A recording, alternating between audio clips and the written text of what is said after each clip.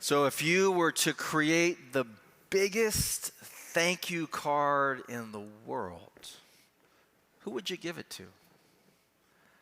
Would you give it to your parents for making sure that you have gotten enough food to eat even when that food is vegetables that you may not like? Would you give it to your teacher who is patient with you even when you're trying to figure out the math problem that you can't seem to figure out? Would you give it to your coach who gave you another chance even though you didn't play as well in the last game as you wanted to? Would you thank your sister or your brother or your friend who bring joy to your life even though sometimes they kind of annoy you a little bit? Would you thank the mail carrier who brings mail to your house in rain, sleet, or snow, no matter the day they bring the mail? Would you thank the crossing guard who waves to you or smiles at you or greets you warmly every day? Would you say thank you to the cashier who checks you out, who wishes you a nice day? Would you thank Ike for reading the scripture so beautifully? Who would you send that thank you card to? Well, today is our second intergenerational Sunday of the year, and we are going to talk about another topic that we never are too old to talk about, and we're never too young to begin to talk about it, and that is gratitude. We're going to focus on gratitude, and we're going to talk about how it's important to say thank you to each other, and it's important to say thank you to God. That something happens in our relationships, in our sense of being alive, that can only happen through practicing gratitude. There's a German person of faith who said, if our only prayer was thank you to God, that would be enough. That's a pretty powerful statement. I once asked a mentor how I could learn to be more thankful, and this is what he said to me. This was before email. He said, you can wake up every day, and before you do anything, you can write 2 thank you notes. And I thought, well, okay, I can do that. That's not that hard. And then he said, but before you send the thank you card in the mail, or before you hit send on the email today, you have to experience. You have to feel thankful and feel grateful. And that felt a little bit more challenging because we want to move on, but to pause and really experience gratitude is a whole other thing. Today, we heard the story. It's a beautiful story of Jesus healing 10 lepers, all of whom suffer from a horrible skin disease called leprosy. And it causes these skin lesions and nerve damage and disfigurement. And people with leprosy are hard to look at because you can see the suffering. It's visible on them. And in ancient times, people didn't understand much about leprosy. They thought it was way more contagious than it actually is. They didn't know, as we do today, that the only way you can get leprosy is from long, prolonged contact, and you have to have an immune system that is pretty compromised in order for you to get it. So it's actually harder to get than we thought. It reminds me a little bit of the early days when COVID-19, we were hearing that word about the coronavirus.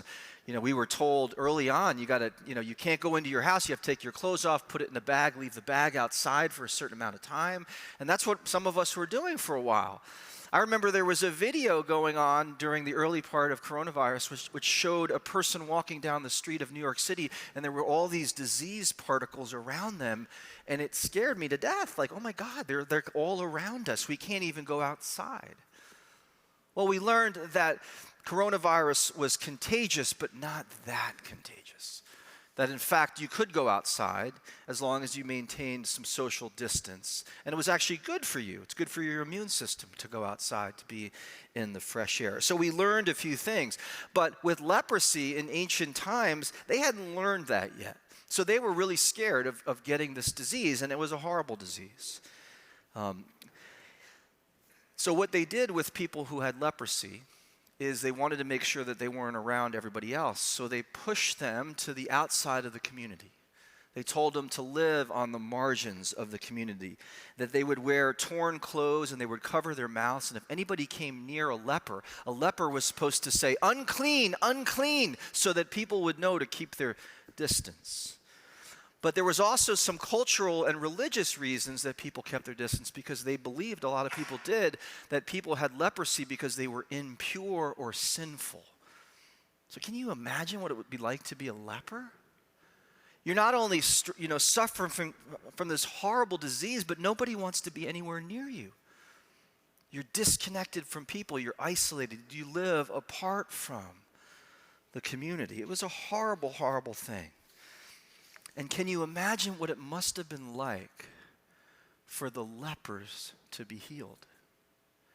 One moment they're suffering from this horrible disease, and the next moment they're healed. For years they've been discriminated against, and now they can imagine a day when they won't be picked on anymore for being a leper. For years they've had to live outside the community, and now they can imagine not only coming home, but being welcomed home and even being embraced. Can you imagine how much they longed to be loved, to be hugged by those who were family to them? All of them must have been overjoyed. But Luke tells us only one returns to say thank you. And who is the one that returns to say thank you? He's already an outsider. He's a Samaritan. So he was an outsider long before he ever got leprosy. He knew what it was like to be discriminated against, to be ostracized, to be marginalized. And then he gets this disease, so he's been doubly hurt.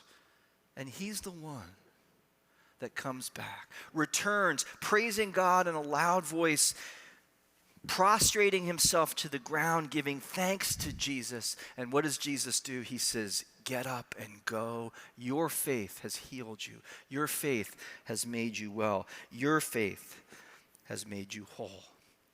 There's two healings going on here. There's the healing of the 10, there's the healing of the 1. There's the healing that happens in our lives whether or not we ever say thank you.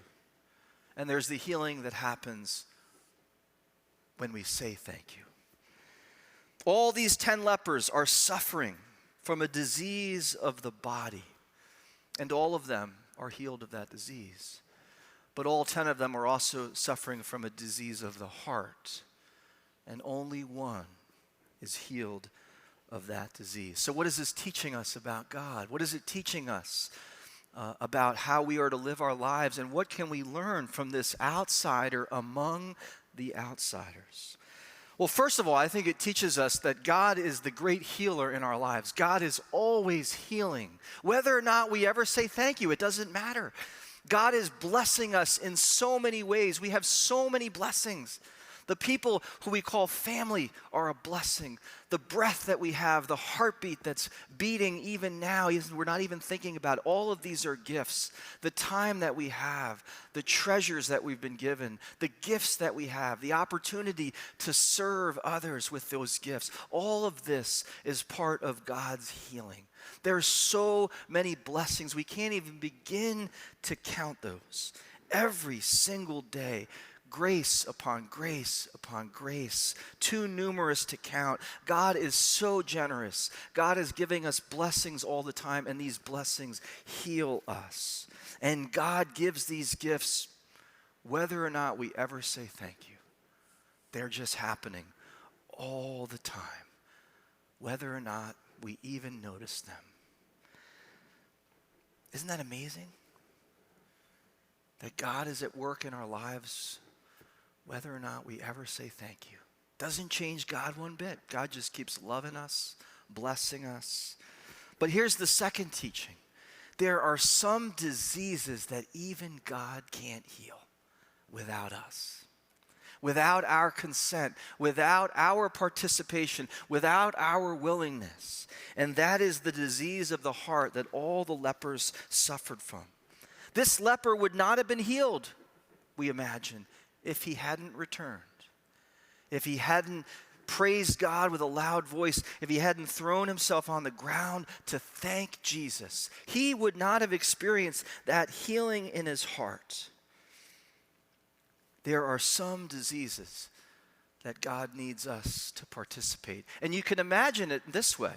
When we say thank you, we are participating in our healing and in the healing of others. The second disease can only be healed through gratitude, through learning how to say thank you. So what changes when we say thank you? If you say thank you to the cashier, if you say thank you to your coach, if you say thank you to your parent or your child or your grandparent, if you say thank you, something happens in the relationship. You feel closer. You feel seen. You feel noticed. And the same thing happens with God. We come closer to God when we say thank you. And that's the healing that we long for in our hearts.